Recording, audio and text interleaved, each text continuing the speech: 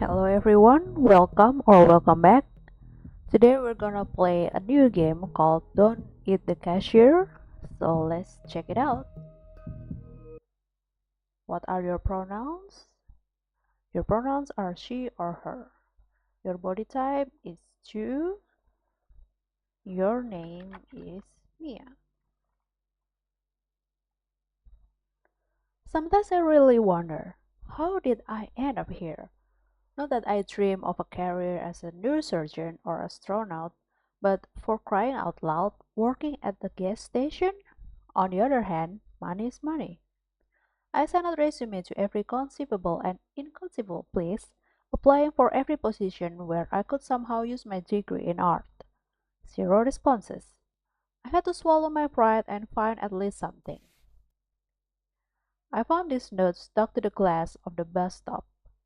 Food for mouth. Seriously, the guy's got a style of his own. Apparently, the manager is just an eccentric dude. Or is this their new marketing tactic to grab attention? Whatever. People often told me that I have my quirks too. And that's even if they haven't seen my fursuit. Well, whatever. As long as he's not complete jerk who hit on me or make me scrub the floors with a tooth. Whoa.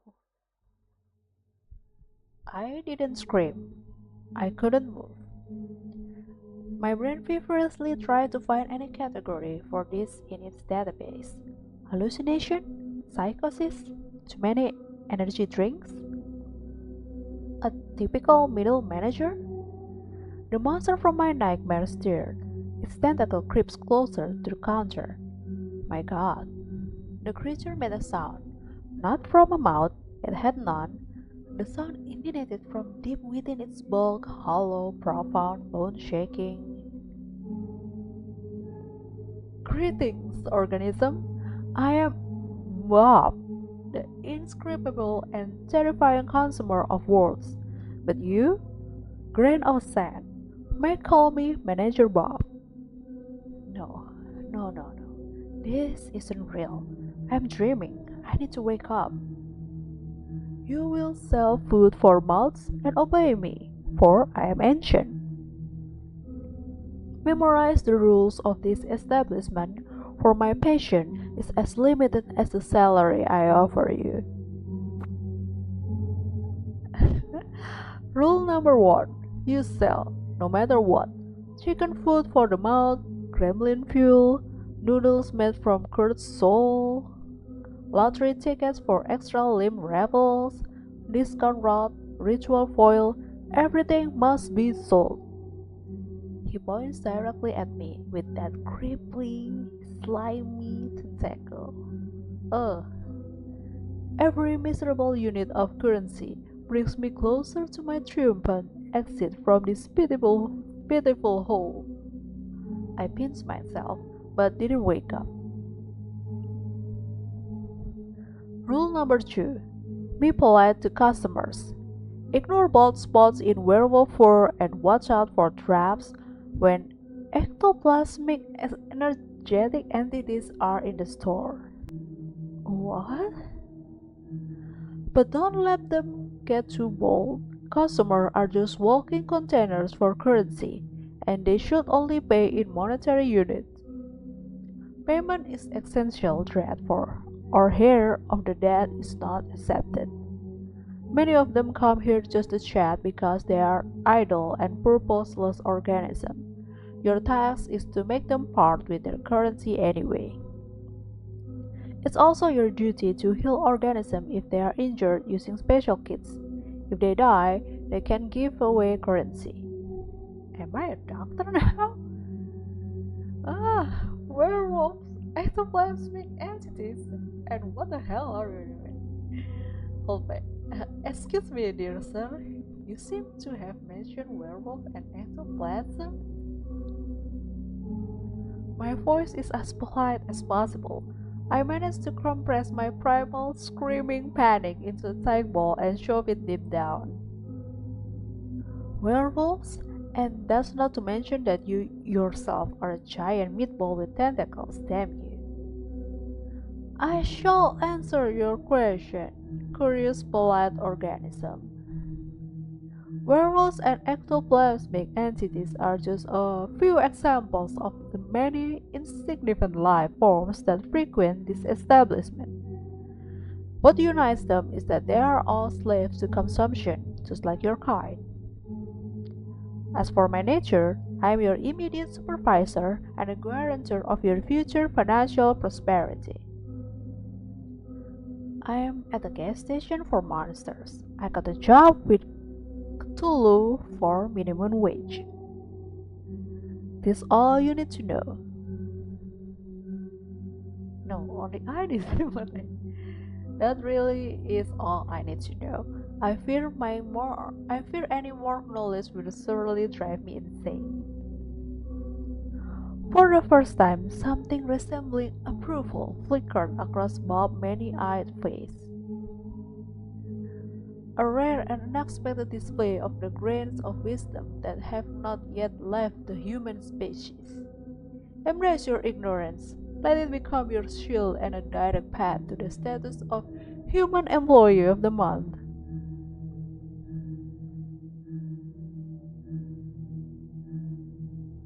And what does the Human Employee for the Month get?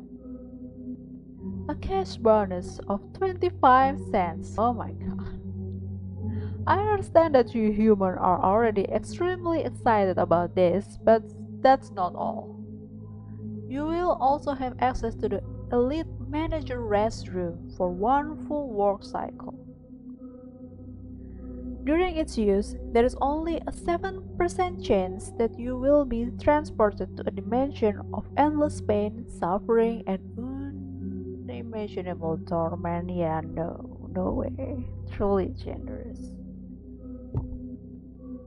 He suddenly placed a jar in front of me on the counter.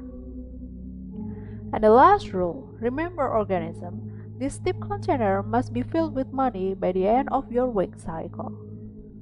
If the bottom of the jar is visible, you will clean the sanitary rooms with this object in the dimension of absolute horrors and suffering for 2510 years.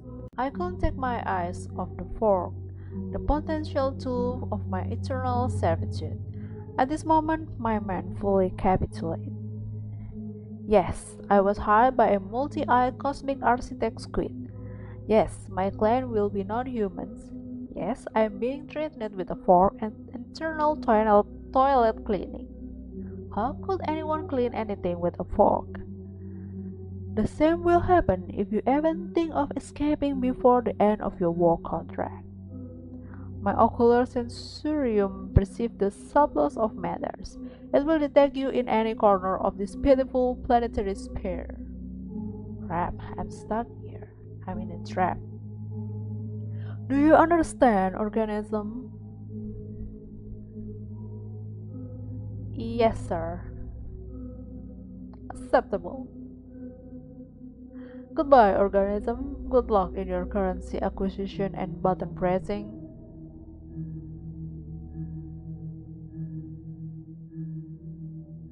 Yes, I think I can handle this perfectly. Adequate. Your willingness to fulfill your work duties preserve my emotional approval. Human entity, you are acceptable. If you expect a monetary reward instead of emotional one, you need to immediately reconsider your moral compass. Greed is highly condemned trait for human organism. This concludes the briefing. Remain as polite an organism as you are. He didn't turn around as human would. His tentacle simply shifted his entire mass in another direction with soft, crackling sound, and he waddled across the linoleum.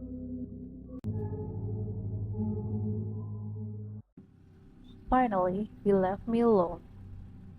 The silence at the gas station was broken only by the hum of refrigerator containing juicy juices and the buzzing of the neon lamp above my head. I stood in the same spot, as if rooted to the ground. My breath returned to me in a sharp, uneven gasp. My hands were shaking.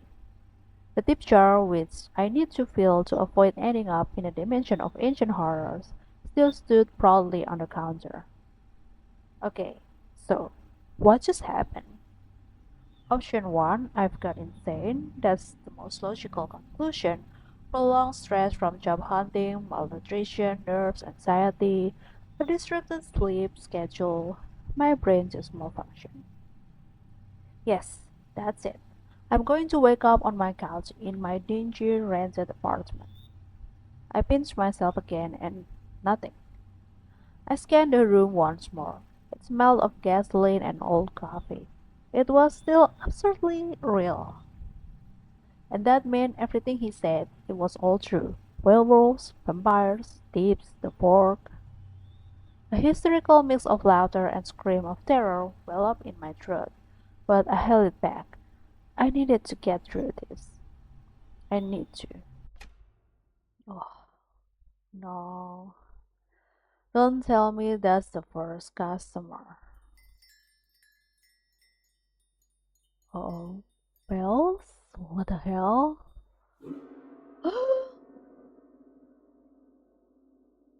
Where the hell did this clown crap come from? It took great effort not to look away from those red eyes burning in a pitch black darkness. Is he amused? Is he wondering if I'm thirsty? Bob didn't exactly give any guarantees that I would not get devoured at work. My brain, still recovering from the encounter with Bob, was frantically trying to figure out how to break this freaking silence. The first option is so funny. Isn't it strange that I work at gas station for a couple of bucks yet you are to wear a Jester hat? Good evening, sir. What would you like to purchase? Please don't give me Okay, keep it professional for now. Good evening, sir. What would you like to purchase? Purchase? I would like to purchase your attention. Oh, go away.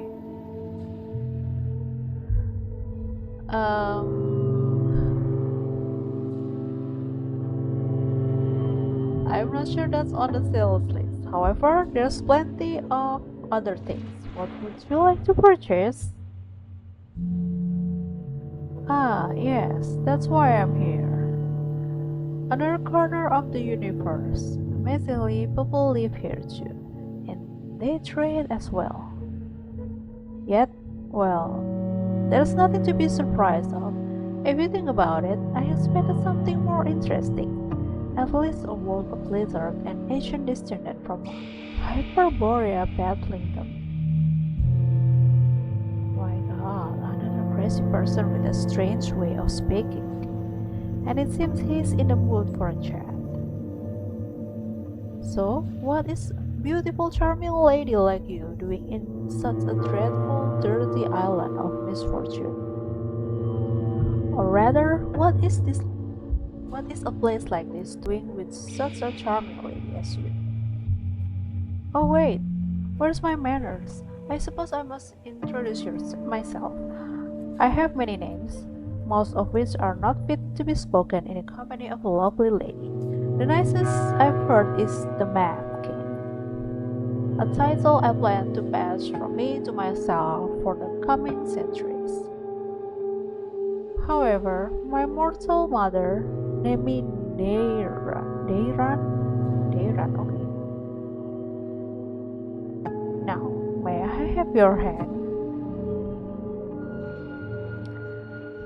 Sorry, my mother told me not to offer my hand to stranger or any other parts of me, sir, of your highness. He burst into genuine booming laughter. Your mother was truly a wise woman, a masterful stroke of self-preservation. I haven't been rebuked so lively in, well, at least a century. Others prefer to use enchanted swords and pitchforks.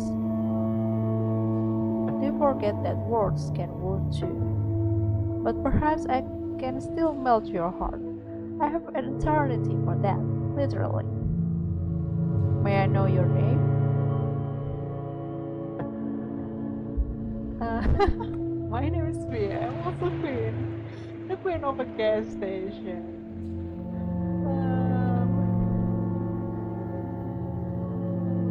This is funny, okay. A Queen, Your Majesty. Forgive my outrageous ignorance. I did not recognize the sovereign of this noble kingdom of oil and discounted cheesy drinks. I humbly bow before you, Your Majesty, of the midnight shift. Sorry I didn't send an voice ahead.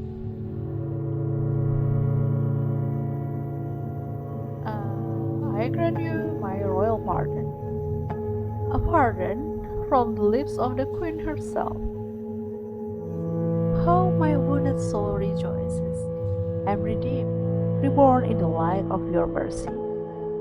This act of mercy will be sung by the poets of my realm, those who can still rhyme rather than just wallow in alcoholic oblivion. You know, my company has an especially interesting effect on the artistic types, as I've discovered. Nothing surprising there. It seems I've not met myself, or halfway there. Maybe it happened around the time I decided to become an artist. I'm indeed exchanging silly jokes with some mysterious tutti entirety as if it's nothing. Maybe I just adapt to this new profession really quickly? Or perhaps I had a stash of nerves of steel in a bag. I can shake the feeling though that this clown is about to explode himself or blow me up. I feel like my brain is turning to jelly. And I don't understand when we finally get to the point. We've been talking for 5 minutes, but it feels like an eternity. And I've got to somehow squeeze a tip out of this guy and not lose my mind. Two utterly impossible tasks when dealing with a regular person, let alone another cosmic entity. So, let's finally get to the purpose of my visit. Finally. It's completely unknown to me.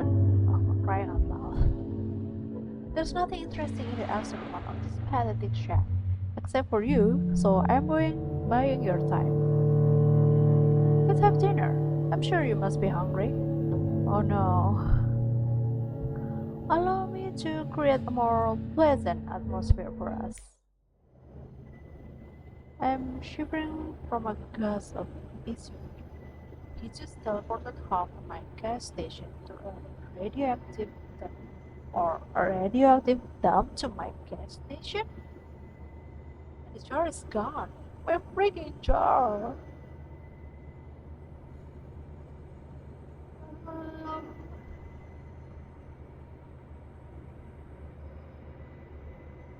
what a wonderful place for dinner. Radioactive cockroach on menu? Of course, a local delicacy. When fried in their own radioactive juice to preserve the flavor. Crispy on the outside, still alive on the inside. Ooh, they grant you the most thrilling superpowers. However, I can go along with a familiar landscape. Already ruined lands make me melancholic because all the fun was happened without me. Disgusting. Allow me.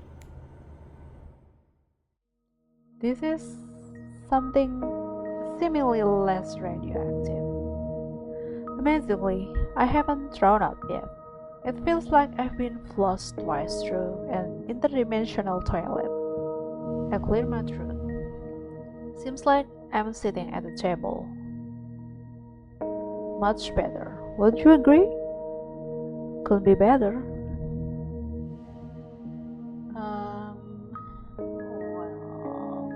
Maybe. I adore your decisiveness and drive. I'm slowly getting used to the landscape. The fireflies here are quite charming. But I'd be better without that frog with a human face. Oh my god, I didn't notice that. The frog noticed me too. It lets out a sad croak and then looks at me with an expression of deep existential despair. Let's say nothing. It's rude to point out. Darren seems to notice my discomfort anyway. His gaze follows mine until it too lands on the string frog. Seems you notice my pal, Lorray. Yes, I see him and he sees me. That's Lorray, one of the brave souls who dared to challenge my authority, my dear friend who once walked the path of adventure. However, he didn't foresee the possibility of being turned into a frog on a whim. He even tried to wield a sword with his tiny frog legs, fought to the end, a true warrior. Now, however, his foes are mosquitoes and bigger frogs. Tell me, dear, does he bother you? His little existential frog crisis, I mean? Is it ruining the ambience? He looks at me with interested expression.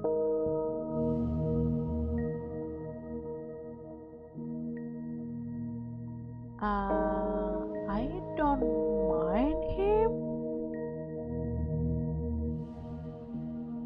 You don't mind? Excellent. I think he really sets the tone for the whole clearing, aesthetically. A living monument to the consequences of poor life choices. Lorray, did you hear that? The lady grants you a stay of execution. You may continue your pitiful mosquito-infested existence. So, dinner. I'm sure you must be starving. Traveling between realities must be exhausting.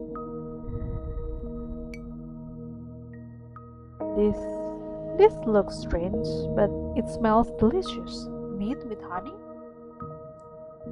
And next to the meat, a purple soup, possibly made from a less fortunate cashier. Whether the food is poison or not, if I refuse, His Highness might turn me into a frog too. So I pick up a fork from the table. And this is the most delicious thing I've ever tasted. It's 100 times better than these cheap instant noodles I usually buy in supermarkets. Even the fact that I'm currently in some other universe surprisingly doesn't seem to harm my appetite. It seems you enjoy your cuisine. My chef has always managed to cook well, on the occasion when I notice it. I assure you, you won't regret this diner, at least not for the first half hour after the meal. What? First half hour? Why?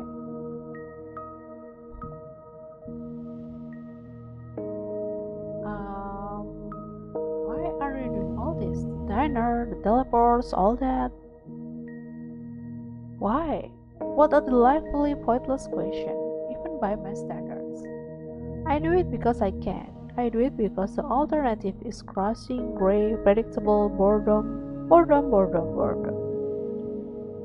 I broke you hear me, yeah?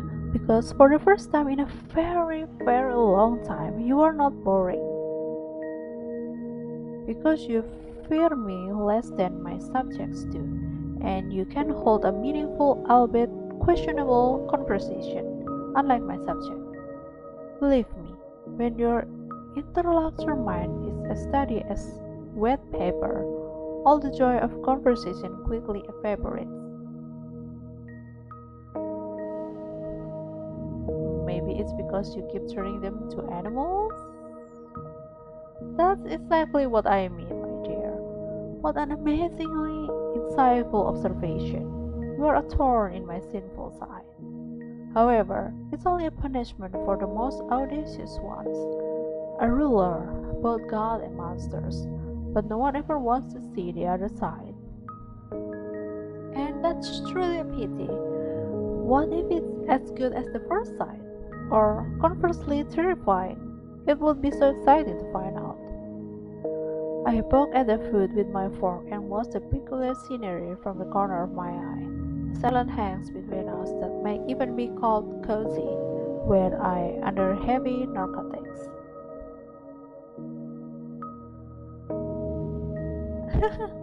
I kinda want to ask this. What's your favorite animal? Glad you asked. It's right here on our plate. Just kidding, but I do need some time to think. Let's see. The riding flea has its own charms. Very disgusting one.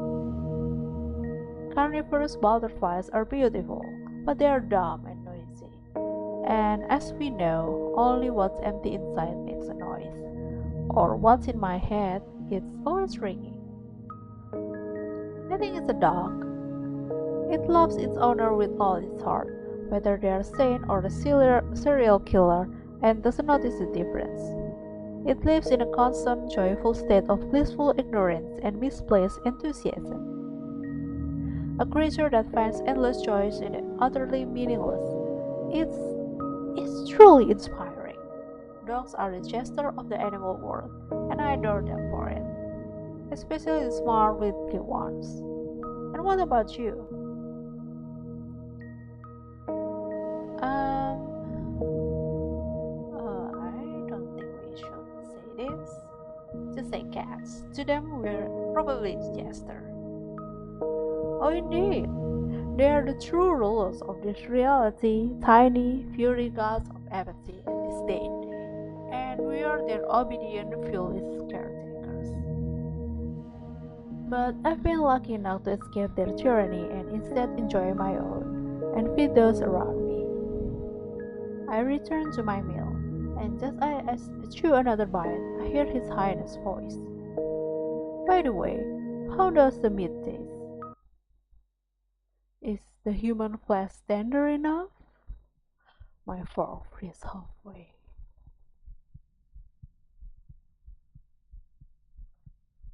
Oh no, what should we say?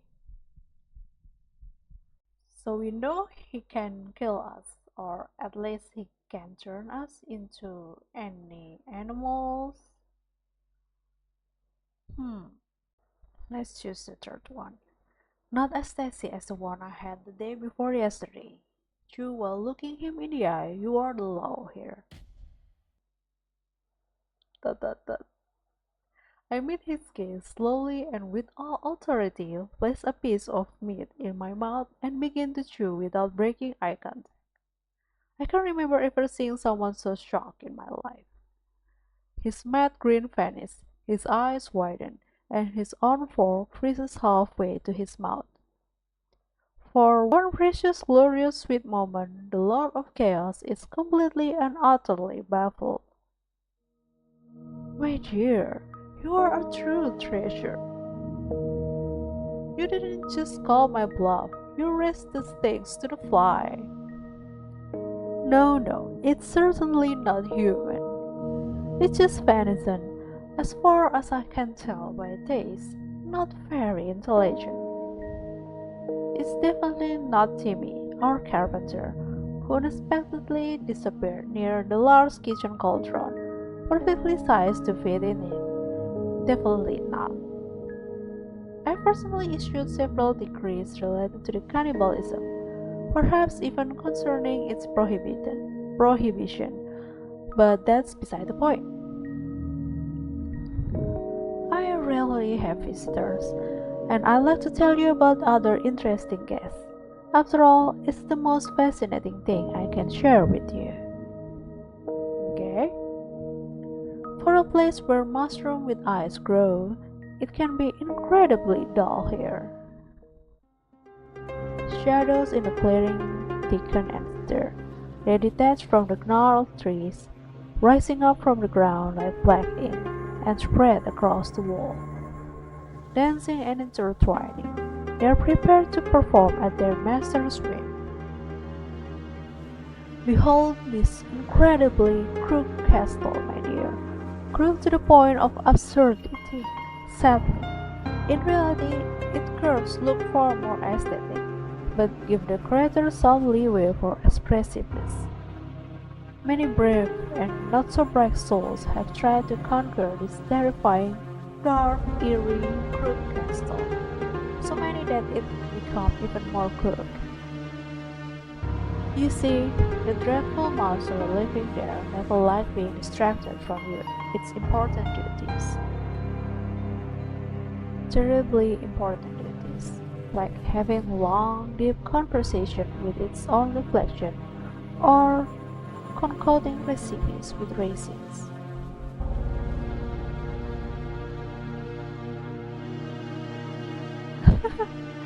So far, the scariest thing in the story is of raisins or raisins. Oh, we can just listen to it. The monster was a tyrant, a menace, a soul of chaos and disorder, mostly on purpose. He had countless opportunities for creativity and wasn't afraid to use them. He made some people believe they were pigeons and others that they were cranes. He would allow his best servants to have windows, fearing that the moon and both suns would get envious and want to take them away, and he demanded they fill the gaps in the doors. Well, he locked wizards who came to him for magical gift in a giant laboratory and promised them power if they invented a kettle that could boil everything except water. Uh, I don't want to ask this, but let's stay silent. But behold, a ray of light in a dark kingdom. The first hero, Sir Lowray the Righteous, in his challenging, self-important glory. He took a knee to the rest briefly because the weight of his righteousness was bad for the health of his poor band. Following a rumor spread by the same monsters, he fought his way through the monster loyal subjects. So, by the way, where did he even find them? Most of my subjects are too busy contemplating the color of suspender for their suspender or lamenting their fate. I cherish them in their imperfection. Anyway, it doesn't matter. They're probably the most restless of them. Every story needs minions. In my case, our hero descended into the Grotto of Despair. The Grotto of Tentacles? Imagine the most sinister name you can conjure.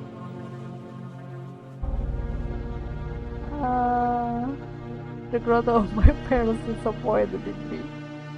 Oh, but if they could see you now, you are at a royal audience. They would be proud of you. No, actually, they wouldn't be proud if they got to know me better. But in that case, it's good too. You won't be alone under the weight of their disappointment. But let's not get sidetracked. Into the grotto of your parents' disappointment in you, our hero descended to retrieve an artifact capable of defeating Monster King. The Ring of Incredible Power, a bit shortly crafted, but I assure you, it looks more aesthetic in real life. However, the brave knight didn't know that the incredible power of the ring lay its 440 pounds weight. That was its only magical property.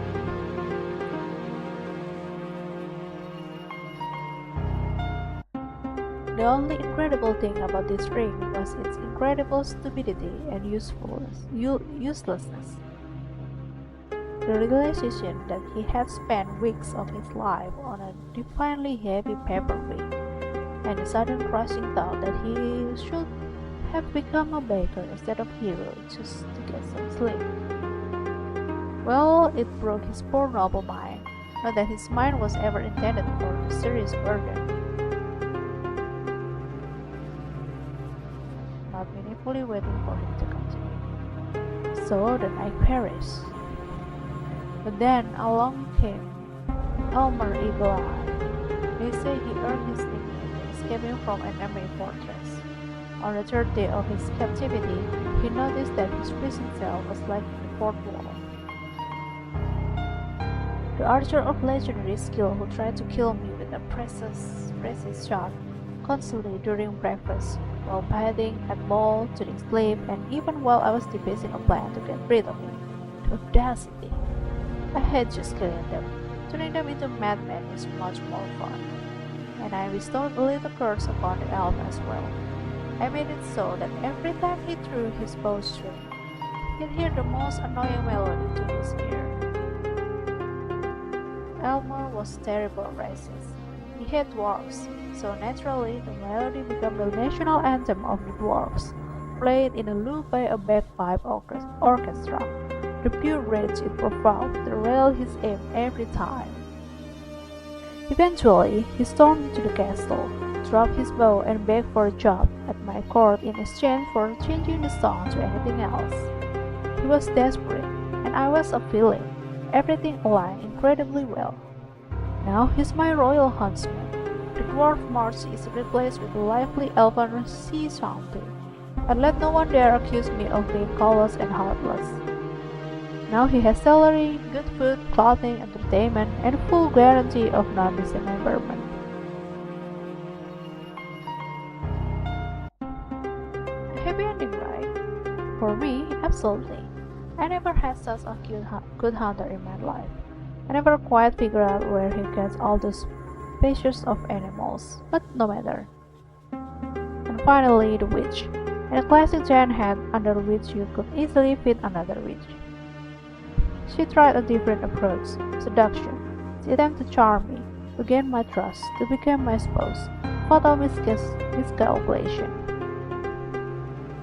She didn't consider the fact that I never trusted big heads, or people, especially when both come hand in hand.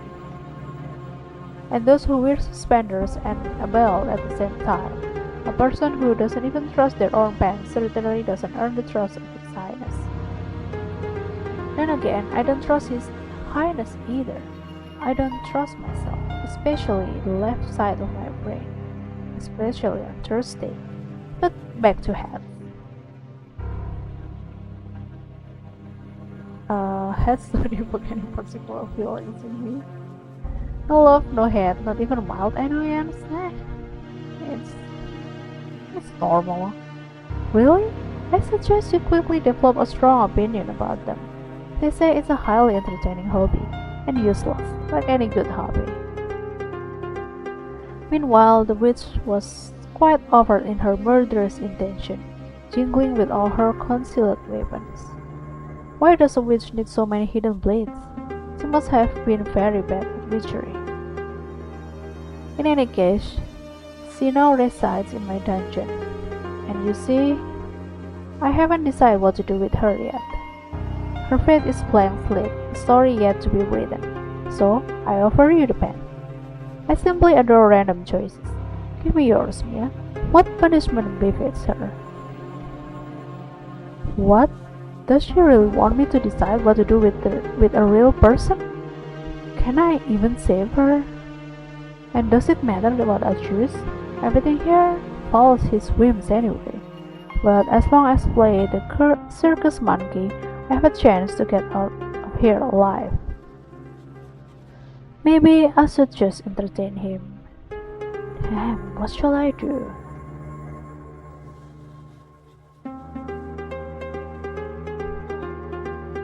This is funny. Turn her into a hat, a small one. The one who lives by a big hat shall become a small hat. The irony is absurd, it's beautiful. So let it be. Let her be a small cap for eternal regret. She tried to get into my head, and now she can barely cover it. A brilliant sentence.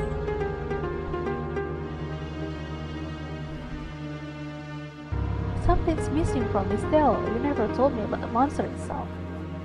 Dear, who cares about these monsters anyway?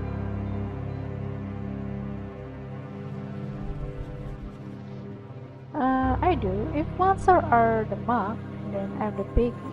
Huh? Should I insist? Okay, I insist. He chuckled softly. Charming, but no. These truffles are just for me. The shadow finally dissolved into nothingness. I just turned a living being into a hat, or rather become a catalyst for it. I wonder what kind of nightmare are warranted in such case. I'm afraid royal duties awaits me. Our time is up. I shall send you back, Mia. I raised from a chair. I squeeze my eyes shut.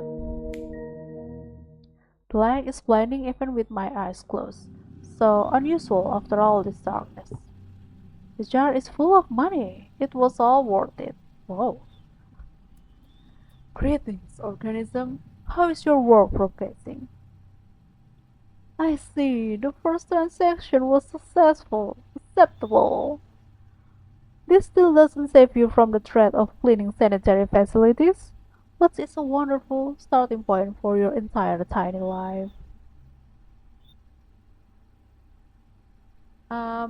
Work is going well, sir.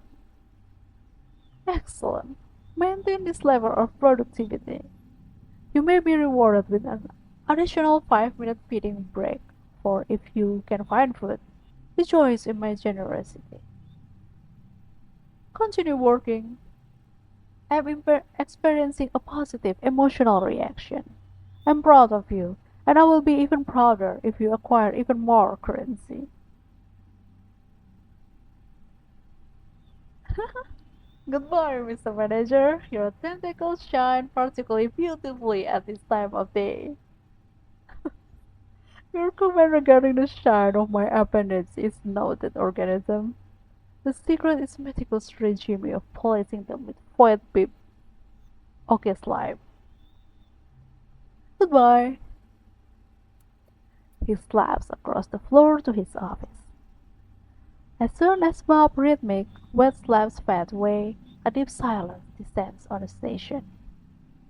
One moment I'm in a surreal forest, dining on purple goo with a mad god. The next moment I'm being praised by a multi-eyed tentacle monster. Maybe these are just my deathbed hallucination. I'm going to give me my bills, my noodles, my gloomy stranger on the internet. Ah, this is boring. I pick this. Let's pick this, okay? I'm going insane. Some part of me enjoys this mad adventure. I'm an adrenaline junkie. Disgusting. Now I have to deal with that too. In the midst of my contemplation, terrifying sounds emanate from my boss' office. Oh no, boss!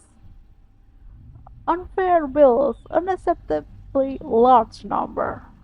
Of course, what else could upset him so much if not that? Steps, another visitor. This one decided to come in through the door for a change. Nope, he seems unwell. I hope he doesn't knock over myself with of shampoo with jojoba oil and delicate lilies on his way. Okay, I think that's it for this video. We will continue this new customer on the next video. See you!